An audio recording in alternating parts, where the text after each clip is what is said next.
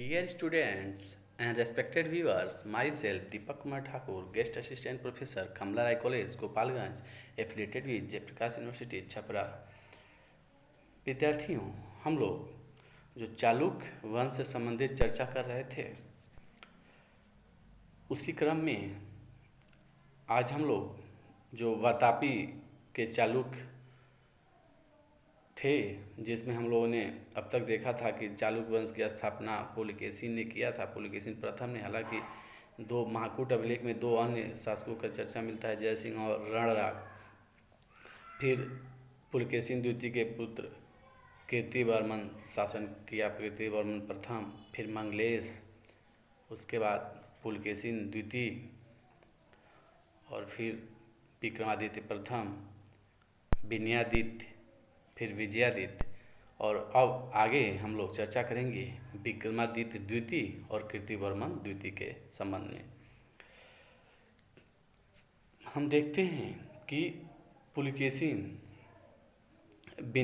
विजयादित्य के मृत्यु के उपरांत उसका पुत्र विक्रमादित्य द्वितीय चालुक्य वंश के राजगद्दी पर बैठता है, उसका राज्यारोहण होता है।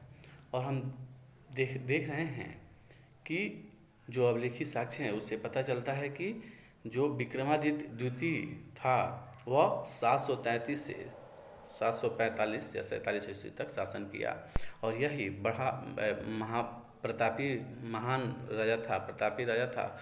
और इस अपने पिता के समय में ही यह पल्लवों पे आक्रमण किया था और अन्य आक्रमणों में और युद्धों में पारंगत हो गया था। इसके समय में एक हम चर्चा देखते हैं कि अरबों का आक्रमण, इस जो अभिलेखी साक्ष्य है उससे पता चलता है कि अरबों का आक्रमण इसके समय में हुआ था, और यह लाट क्षेत्रों में हुआ था, जो गुजरात का क्षेत्र है, लाट क्षेत्रों में। और वहाँ के नौसारी जो लेख है जिसमें वर्णन है कि जो चालुक्यों का एक सामंत था पुलकेशिन, उसने अपने राजा विक्रमादित्य द्वितीय के सहयोग से इनको पराजित किया था। और इसी विजय के उपलक्ष्य में विक्रमादित्य द्वितीय ने उसे, पुलकेशिन को, जो सामंत था लाट प्रदेश का, उसको अवनिजनाश्रय उपाधि से विभूषित किया था। फिर हम देखते हैं कि जो पल्लव चालुक्य संघर्ष है, विक्रमादित्य जो पुलकेशिन द्वितीय के समय से प्रारंभ हुआ, इसके समय में भी जारी रहा, और विक्रमादित्य पल्लव राज्य पे आक्रमण करके कांची तक पहुंच जाता है, और संभवतः नरसिंह वर्मन द्वितीय शासन कर रहा था, उसको युद्ध में हरा देता है और वो भाग जाता है। बहुत सारा उसका युद्ध के समय में जो हाथी और बहुत सारे शस्त्र इसके हाथ लगे।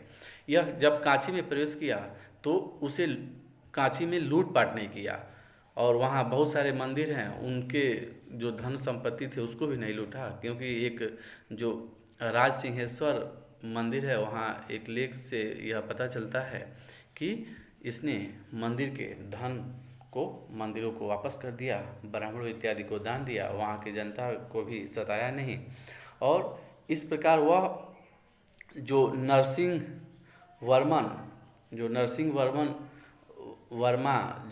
वर्मा प्रथम था, जिसने वातापी पे आक्रमण करके अपने आप को वातापी कोंड उपाधि से विभूषित किया था, तो इस समय विक्रमादित्य कांची को विजित करके, द्वितीय ने कांची को विजित किया और अपने आप को कांची कोंड की उपाधि से विभूषित किया, और इस प्रकार वह जो अपना पुराना बदला था वह चुका लिया पल्लव नरेशों से। इसके समय में हम देखते हैं कि पल्लवों पे 3 बार आक्रमण होता है, क्योंकि इसकी जो रानी है लोक महादेवी, उसके पट्टडकल अभिलेख से पता चलता है कि इसने 3 बार रौंदा, क्योंकि एक बार वह अपने पिता के समय विजयादित्य के समय में ही आक्रमण किया था, और दूसरी बार स्वयं आक्रमण करके नरसिंह वर्मन द्वितीय को पराजित करके कांची कोंड की उपाधि ग्रहण किया, और तीसरी बार अपने पुत्र कीर्तिवर्मन द्वितीय को भेजा और उसने वहाँ पल्लव राज्य में आक्रमण किया और वहाँ से लूटपाट करके बहुत सारे धन इत्यादि को अपने वहाँ लाया। फिर हम चोलों के बाद देखते हैं, पल्लव के बाद देखते हैं कि चोलो, केरल और कलाभ इत्यादियों पर विजय प्राप्त किया विक्रमादित्य द्वितीय, और देखते हैं कि दक्षिणी समुद्र के किनारे इसने अपना एक विजय स्तंभ भी स्थापित करवाया। इस प्रकार हम देखते हैं कि यह एक महान शक्तिशाली शासक था और पल्लव अपने चालुक्य साम्राज्य की का विस्तार भी किया और पल्लवों की शक्ति को छीन कर दिया था। हम देखते हैं कि विक्रमादित्य अपने महानता के अनुरूप और शक्ति और पराक्रम के अनुरूप ही उसने श्री पृथ्वी वल्लभ की उपाधि ग्रहण किया। परमेश्वर की उपाधि, जो कुछ उसकी उपाधियां हैं, श्री पृथ्वी वल्लभ, परमेश्वर, वल्लभ दुर्जय, महाराजाधिराज इत्यादि उपाधि ग्रहण किया।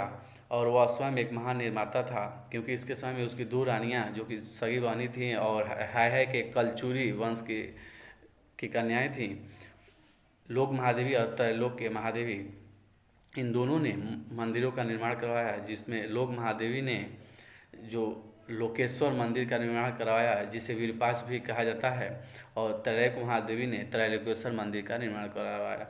इसी तरह अन्य मंदिरों का भी इसने निर्माण करवाया, ब्राह्मणों को दान दिया और गरीब इत्यादि को दान पुण्य इत्यादि देता था। और यह धार्मिक रूप से उदार प्रवृत्ति का व्यक्ति था, धर्मांध नहीं था और सभी धर्मों का आदर करने वाला था। फिर इसके मृत्यु के बाद हम देखते हैं कि कीर्तिवर्मन द्वितीय, जो इसका पुत्र था, पल्लव चालुक्य वंश के गद्दी पर राज्यारोहण होता है और यह इस वंश का अंतिम शासक था। हालांकि इसके अंदर भी सैन्य गुण थे, क्योंकि यह पल्लव पे आक्रमण करके उन्हें हरा चुका था। लेकिन हम देखते हैं कि इसी समय राष्ट्रकूट वंश का जो संस्थापक दंतीदुर्ग था उसका उदय होता है और वह मालवा, कौशल, श्रीशैल या कलिंग इत्यादि को जीत लेता है। और जो पल्लव वंश का शासक था उससे वो अपनी पुत्री का विवाह कर देता है और इस प्रकार पल्लव को भी अपनी तरफ मिला लेता है। और वह पल्लव को तो मिला ही लिया और बहुत सारे क्षेत्रों पे विजय करके इसकी शक्ति बहुत अधिक हो गई थी और इसने कीर्तिवर्मन के राज्य पर आक्रमण कर दिया, चालुक्य राज्य पर, और कीर्तिवर्मन द्वितीय को पराजित करके उत्तरी महाराष्ट्र, गुजरात इत्यादि के बहुत सारे क्षेत्रों को अपने अधीन ले लिया। लेकिन हम देखते हैं कि कुछ क्षेत्रों को छोड़ दिया, लेकिन बाद में जब यह कीर्तिवर्मन द्वितीय पुनः प्रयास करके अपने साम्राज्य को वापस पाने का प्रयास कर रहा था, तो दंती जो दुर्ग है इसी का एक जो पुत्र था वह कृष्ण तृतीय, उसने इसको कीर्तिवर्मा को युद्ध में पराजित किया। असंभवतः युद्ध में ही वह मारा गया और इस प्रकार जो दक्कन के क्षेत्र में राष्ट्रकूटों का प्रभाव स्थापित हो गया। और जो अभिलेखित साक्ष्य है उसे पता चलता है कि जो इस समय लिखा जाता है कि कीर्तिवर्मा के राज्यकाल में चालुक्य वंश की राजलक्ष्मी पृथ्वी से तिरोहित हो गई।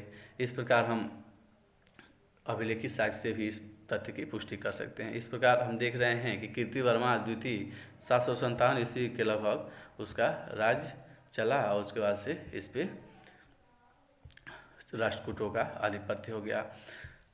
कुछ अभिलेखित साक्ष्य जैसे आडूर है, अनिगेर के लेख हैं या वकलेरी के लेख हैं, उससे पता चलता है कि जो कीर्तिवर्मा द्वितीय है वह धार्मिक रूप से उदार शासक था। उसने ब्राह्मणों इत्यादि को दान वगैरह दिया और बहुत सारे धर्म मंदिर इत्यादि अन्य निर्माण कार्य किए और इस प्रकार यह भी एक अच्छा शासक रहा। लेकिन इसी के समय में चालुक्य वंश जो वातापी या वादामी के चालुक्य वंश का ये अंतिम शासक था। इस प्रकार इस वंश का समापन हो जाता है। इस प्रकार हम देख रहे हैं कि तीन चालुक्य वंश के तीन शाखाओं का, जैसे एक तो वादामी या वातापी जो मुख्य शाखा है, फिर वेंगी के चालुक्य और फिर कल्याणी के चालुक्य। तो इन तीनों का अध्ययन करना है तो हम लोग का बादामी का चालुक्य से संबंधित जो चर्चाएं थी वो समाप्त हो गई, और इस तरह हमारा प्रकरण समाप्त होता है। अगले लेक्चर में हम लोग कल्याणी के चालुक्य के विषय में अध्ययन करेंगे, फिर उसके बाद से बेंगी के चालुक्यों के विषय में अध्ययन करेंगे। जय हिंद, जय भारत, धन्यवाद।